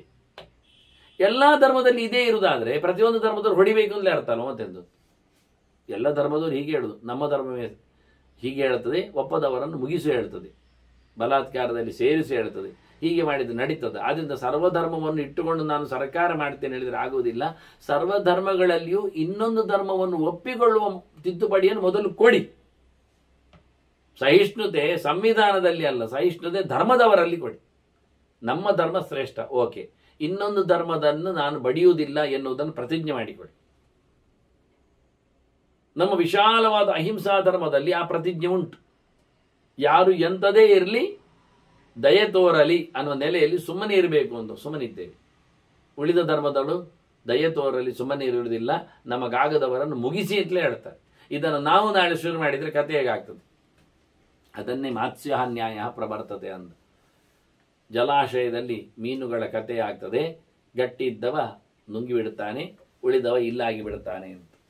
ಹೀಗಾಗಿ ಲೋಕದಲ್ಲಿ ಧರ್ಮದ ಸ್ಥಾಪನೆ ಗಟ್ಟಿಯಾಗಿ ಇರಲೇಬೇಕು, ಮುಖ್ಯವಾಗಿ ಇರಲೇಬೇಕು ಅಂತ. ಇದು ದೇವರಿಗೆ ಇಷ್ಟ ಅಲ್ಲ. ಮಾತ್ಸ್ಯ ನ್ಯಾಯದಂತೆ ಬಹುದು ದೇವರಿಗೆ ಇಷ್ಟ ಅಲ್ಲ. ಸಿಕ್ಕಾಬಟ್ಟೆ ಸಿಕ್ಕಿದವರನ್ನು ಮುಕ್ಕುವುದು ದೇವರಿಗೆ ಇಷ್ಟ ಇಲ್ಲ. ಅವರವರ ಯೋಗ್ಯತೆಯಿಂದ ಅವರವರ ಪಾಡಿಗೆ ಅವರವರು ಇರಬೇಕು ಅಂತ ಹೇಳಿ ಸಾವಿರಾರು ಮುಖಗಳಿಂದ ಚಿಂತನೆಗಳು ಹೊರಹೊಮ್ಮಿತು. ಅದನ್ನು ತದನಿಷ್ಟಂ ಮರೇಹೇ ಭದ್ರೇ ಧಾತುರಸ್ಯ ಮಹಾತ್ಮನ. ಸೃಷ್ಟಿಕರ್ತನಿಗೆ ನಾವು ವಂಚನೆ ಮಾಡಿದಾಗೆ ಸೃಷ್ಟಿಯಲ್ಲಿ ಪ್ರತಿಯೊಂದಕ್ಕೂ ಅವಕಾಶವನ್ನು, ಜಾಗವನ್ನು ಕೊಟ್ಟಿದ್ದಾನೆ. ಪ್ರತಿಯೊಬ್ಬರ ಸ್ಕಿಲ್ನೆಸ್ಸಿಗೂ ಬೆಲೆ ಇದೆ. ಆದ್ದರಿಂದ ಪರಮೇಶ್ವರ ಸಂಕ್ರೀಡಾ ಲೋಕ ಸೃಷ್ಟಿರಿಯಂ ಶುಭೆ. ಜಗತ್ತಿನ ಸೃಷ್ಟಿಯಾದ ಭಗವಂತನ ದೊಡ್ಡದಾದ ಆಟ. ಅದರ ಜೊತೆಯಲ್ಲಿ ನಾವು ಸೇರಲಿಕ್ಕೆ ಉಂಟಷ್ಟೆ. ಭಗವಂತ ಹೇಗಿದ್ದಾನೆ ಕೇಳಿದರೆ ಇಡೀ ಜಗತ್ತು ಭಗವಂತನಿಂದ ವ್ಯಾಪಿಸಿದೆ. ಎಲ್ಲದರ ಒಳಗೂ ಭಗವಂತ ತುಂಬಿದ್ದಾನೆ. ಯಾವತ್ತು ಪಾಂಸವಃ ಉದ್ದಿಷ್ಟಾಹ ತಾವತ್ಯಸ್ಯ ವಿಭೂತಯ. ಲೋಕದಲ್ಲಿ ಎಷ್ಟು ಮಣ್ಣಿನ ಕಣಗಳುಂಟೋ ಅಷ್ಟು ಭಗವಂತನ ವಿಭೂತಿಗಳುಂಟು. ಎಲ್ಲಿ ಎಲ್ಲಿ ಯಾವ ಯಾವ ಅಣುಗಳಿವೆಯೋ ಅದರೊಳಗೆ ಭಗವಂತ ನಿಂತಿದ್ದಾನೆ. ಆದ್ದರಿಂದ ಇಡೀ ಜಗತ್ತೇ ಭಗವಂತನ ಅಧಿಷ್ಠಾನವಾಗಿದೆ. ಎಲ್ಲೆಡೆಯೂ ಭಗವಂತನ ವಿಶೇಷ ಭವನಗಳಿವೆ, ವಿಶೇಷ ರೂಪಗಳಿವೆ. ವಿಭೂತಿ ಅಂದರೆ ವಿಷ್ಣುಭೂತಿ. ಭಗವಂತನ ಅಸ್ತಿತ್ವ, ಭಗವಂತನ ವೈಭವ, ದೊಡ್ಡತನ ಅಲ್ಲಿ ಕಾಣುತ್ತದೆ. ಅಷ್ಟೇ ಅವನ ಮಾಯೆಗಳು, ವಿಜ್ಞಾನಗಳು, ಮೋಹದ ಜಾಲರಿಗಳು ಅಷ್ಟೇ ಇವೆ. ತಾವತ್ಯಷ್ಟೇವ ಮಾಯಾಸ್ತು ತಾವತ್ಯವಸ್ಯ ಅಶ್ಚ ಶಕ್ತಯ. ಅಷ್ಟೇ ಅವುಗಳದ್ದು ಶಕ್ತಿಗಳು ವಿಪರೀತವಾದಂಥ ನಿಯಮಗಳ ಜೊತೆಯಲ್ಲಿ. ಹಾಗಾಗಿ ನಾವು ಯಾವುದನ್ನು ಯೋಚನೆ ಮಾಡಲಿಕ್ಕೆ ಆಗುವುದಿಲ್ಲ. ಹೀಗಿರುವಾಗ ನಾವು ಬಹಳ ಚಂದವಾಗಿ ಏವಂ ಸುಗಹ್ವರೇ ಯುಕ್ತ ಯತ್ರ ಮೇ ತದ್ಭವಾಭವೌ. ಸೃಷ್ಟಿ ಸಂಹಾರ ಇರುವಂಥದ್ದು ಅತ್ಯಂತ ಗಹನವಾದಂತಹ ಸಂಸಾರದಲ್ಲಿ ನಾವು ಸೇರಿದ್ದೇವೆ. ಸುಗಹ್ವರೇ ಯುಕ್ತ, ನಾವೆಲ್ಲ ಅದರೊಟ್ಟಿಗೆ ಸೇರಿಬಿಟ್ಟಿದ್ದೇವೆ. ಇಲ್ಲಿ ಸೃಷ್ಟಿ ಸಂಹಾರಗಳೇ ಪ್ರಧಾನವಾಗಿರುವಂಥದ್ದು. ಇದನ್ನು ತಿಳಿದು ತಿಳಿದು ತಿಳಿದು ಕತ್ತರಿಸಬೇಕು. ಚಿತ್ವ ಜ್ಞಾನಾಸಿನ ಗಚ್ಚೇತ್ ಅಂಥವನ್ನೇ ಸವಿದ್ವಾನ್ ಸಚಮೇ ಪ್ರಿಯ. ಇದು ದೇವರೇ ಹೇಳಿದ ಮಾತು. ನನಗವನಿಷ್ಟ. ಯಾರು ಈ ಸಂಸಾರದಲ್ಲಿ ನನ್ನನ್ನು ಚೆನ್ನಾಗಿ ತಿಳಿದು ಸಿಕ್ಕಿ ಬೀಳದಂತೆ ಕರ್ಮಗಳನ್ನು ದೇವರಿಗೆ ಸಮರ್ಪಣೆ ಮಾಡ್ತಾ ಬದುಕ್ತಾನೆ, ಅವನು ಒಳ್ಳೆಯ ಜ್ಞಾನವನ್ನು ಪಡೆದವ ಅಂತ ಅರ್ಥ. ಅವನಿಲ್ಲಿಂದ ಹೋಗ್ತಾನೆ. ಸೋಹಮೇವ ನ ಸಂದೇಹ. ಅವನೇ ನಾ, ಹಾಗಿರಬೇಕಾದವನು ನಾ. ನನ್ನದು ಕ್ರಮವೇ ಹಾಗೆ. ಪ್ರತಿಜ್ಞಾ ಚ ಪ್ರತಿಜ್ಞಾ ಇದು ತಸ್ತೇವೆ. ಇದು ದೇವರ ಪ್ರತಿಜ್ಞೆ. ಎಲ್ಲರೂ ಹೀಗಿರಬೇಕು ಲೋಕದಲ್ಲಿ ಅಂತ. ಆ ರೀತಿಯಾಗಿ ನೀನು ಸಹ ಇರಬೇಕು. ಯಾರು ಹಾಗೆ ಇರುವುದಿಲ್ಲ ಅವರ ಬಗ್ಗೆ ದೇವರು ಒಂದು ಮಾತು ಹೇಳ್ತಾನೆ, ಇದು ಮಂಡೆ ಸಮಯ ಇಲ್ಲದವ ಅಂತ. ಏ ಮೂಢಾಹ ತೇ ದುರಾತ್ಮಾನಃ ಧರ್ಮ ಸಂಕರಕಾರಕ. ಲೋಕದಲ್ಲಿ ನಿಯಮ ತಪ್ಪಿ ಬದುಕುವ ಅವನು ದಡ್ಡ ಇದ್ದಾನೆ, ದೇವರ ಸಂವಿಧಾನಕ್ಕೆ ವಿರೋಧಿ ಇದ್ದಾನೆ, ಅವನು ಹಾಳು ಮಾಡಿದವಾಗ್ತಾನೆ. ಅಲ್ಲಿಂದ ಅವನು ಮರ್ಯಾದಾ ಭೇದಕಾಹ ನೀಚಾಹ ನರಕೇ ಯಾಂತಿ ಚಂತವ. ಅವನು ಮತ್ತೆ ಪ್ರಾಣಿ ಕ್ರಿಮಿಕೀಟಗಳಂತೆ ನರಕಾದಿ ಅನರ್ಥಗಳಲ್ಲಿ ಬೀಳುತ್ತಾನೆ. ಹುಟ್ಟಿದರೂ ಹಾಗೆ ಆಗ್ತಾನೆ, ಪ್ರಯೋಜನ ಇಲ್ಲದವನಾಗ್ತಾನೆ. ಕೊನೆಗೆ ಇನ್ನು ಕೆಟ್ಟ ಅಸುರೀಂ ಯೋನಿಮಾಪನ್ನಾಹ ಇತಿ ದೇವ ಅನುಶಾಸನ. ಅವರು ಕೇವಲ ತಿನ್ನಲಿಕ್ಕೆ ತಿರುಗಲಿಕ್ಕಾಯಿತು, ಪ್ರಾಣಿ ಪ್ರಪಂಚವನ್ನು ಬೆಳಗಿಸ್ಲಿಕ್ಕಾಯಿತು, ಹಾಳು ಜಾತಿಗಳಾಗ್ತಾರೆ ಹೇಳಿ ಭಗವಂತನದ್ದೇ ದೊಡ್ಡದಾಗಿರತಕ್ಕಂತಹ ಒಂದು ಶಾಸನ, ಸಂವಿಧಾನ, ಅವನದ್ದೇ ಮಾತು. ಅದರಿಂದ ನೀನು ಹಾಗಿರಬೇಕು. ಭಗವತ್ಯ ಅಭಿತತಾ ಲೋಕೆ ರಕ್ಷಿತವ್ಯಂ ನ ಸಂಶಯ. ನೀನು ಅದೇ ರೀತಿಯಾಗಿ ಭಗವತ್ಯ ತಥಾ, ನೀನು ಅದೇ ರೀತಿಯಾಗಿ ಬಾ, ಬದುಕಿರು. ಎಲ್ಲವೂ ಯಾವುದು ನನ್ನದಲ್ಲ ಭಗವಂತನಿಗಾಗಿ ಅಂತ ಮಾಡಿಕೊಂಡ್ರೆ ಯಾಕೆ ಮಾಡಬೇಕು? ಮರ್ಯಾದಾ ಲೋಕ ರಕ್ಷಾರ್ಥಂ ಇದೆಲ್ಲ ಹಿಂದೆ ಹೇಳಿದ್ದಲ್ಲ ವರ್ತಿತವ್ಯಂ ಅಂತ, ವಿದ್ವಾಂತತ ಅಸಕ್ತ ಅಂತ. ಲೋಕ ಮರ್ಯಾದೆಯನ್ನು ಉಳಿಸ್ಲಿಕ್ಕೋಸ್ಕರ ನಾವು ಮಾಡಬೇಕಾ. ನಾನು ಅದಕ್ಕೆ ಹಾಗಿದ್ದೇನೆ, ಯೋಮಸ್ವಿ ತಥಾಸ್ಥಿತ. ನೀನೇನು ಹೇಳಿದೆ, ಕ್ರಿಯಾಕಲಾಪಗಳಲ್ಲಿ ಜ್ಞಾನ ಮಂಡೆ ಹಾಳಾಗಿ ಹೋಗಿದೆ. ಇಲ್ಲ, ಮಾಡುವಾಗೆ ಮಾಡಬೇಕು, ಮಾಡ್ತಾ ಇದ್ದೇನೆ. ಹಚ್ಚಿಕೊಳ್ಳದೆ ಮೆಚ್ಚಿಕೊಳ್ಳದೆ ಭಗವಂತನಿಗೆ ಇದನ್ನು ಪೂರ್ತಿ ಸಮರ್ಪಿಸಿಕೊಳ್ಳುತ್ತಾ ತನ್ನ ತಾನನ್ನೇ ಕಳೆದುಕೊಳ್ಳತಕ್ಕಂಥ ವಿಧಾನಗಳಲ್ಲಿ ಕೆಲಸವನ್ನು ಮಾಡುತ್ತಾ ನಾನು ಇದ್ದೇನೆ ಅಂತ ಹೇಳಿ ಬಹಳಷ್ಟು ಇದರ ಬಗ್ಗೆ ಪ್ರಶ್ನೋತ್ತರಗಳು ಮುಂದೂ ನಡೀತವೆ, ಇಲ್ಲಿಗೆ ಎಂಡ್ ಆಗಲಿಲ್ಲ. ಬಹಳ ದೊಡ್ಡ ಮಟ್ಟಿನಲ್ಲಿ ಸುವರ್ಚಲೆ ಒಂದೊಂದೇ ವಿಷಯಗಳಲ್ಲಿ ಬೇರೆ ಬೇರೆ ಆಯಾಮಗಳಲ್ಲಿ ಇನ್ನು ಪ್ರಶ್ನೆಯನ್ನು ಕೇಳುತ್ತಾಳೆ. ಅದಕ್ಕೆ ಬಹಳ ಚಂದವಾಗಿ ಜಾಗೃತಿಯ ಬಿಡುಗಡೆಯ ಮಾತುಗಳಲ್ಲಿ ನಮ್ಮ ಶ್ವೇತಕೇತುವಿನ ಉತ್ತರ ಇದೆ. ಅದನ್ನು ಮತ್ತೆ ಇನ್ನೊಮ್ಮೆ ಸೇರಿದಾಗ ಕೇಳುವ. ವಂದನೆಗಳೊಂದಿಗೆ ಶ್ರೀ ಕೃಷ್ಣ ನಾರಾಯಣ ನಾರಾಯಣ ನಾರಾಯಣ.